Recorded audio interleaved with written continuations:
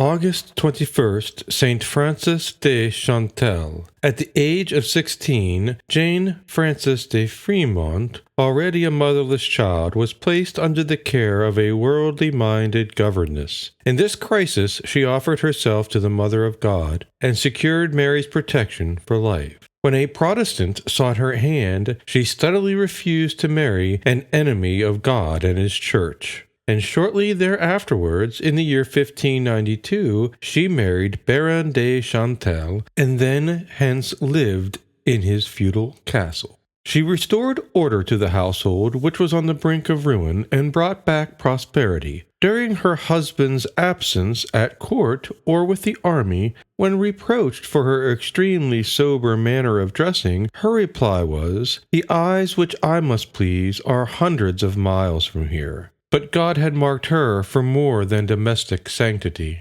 2 children and a dearly beloved sister died, and in the full tide of prosperity, her husband, Baron de Chantal, was accidentally killed by a friend while out shooting in the year 1601. For 7 years, the sorrows of her widowhood were increased by the ill usage from servants and inferiors, and the cruel inopportunes of friends who urged her to marry again. Harassed almost to despair by their entreaties, she branded on her heart the name of Jesus. During Lent, in the year 1604, she visited her father at Dijon, where Saint Francis de Sales was preaching. After hearing him, she placed herself under his guidance. Then began an admirable correspondence between the 2 saints.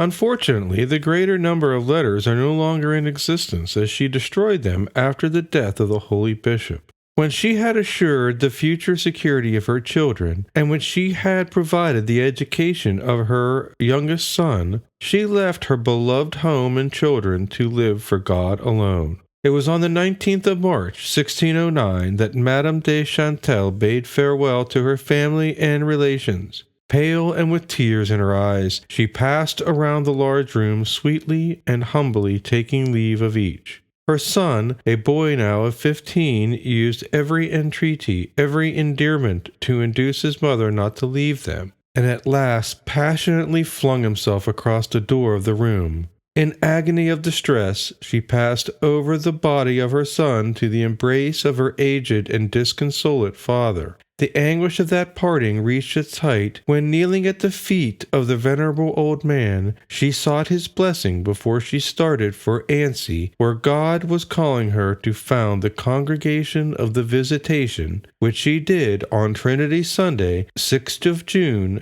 in the year 1610. Her reputation for sanctity was widespread. Queens, princes, and princesses flocked to the reception room of the Visitation. Wherever she went to establish foundations, the people gave her ovations. "These people," she would say, confused, "do not know me. They are mistaken." Her body is venerated with that of Saint Francis de Sales in the Church of the Visitation at Annecy. She was beatified in the year 1751 and canonized in the year 1767. August 21st was appointed as her feast day.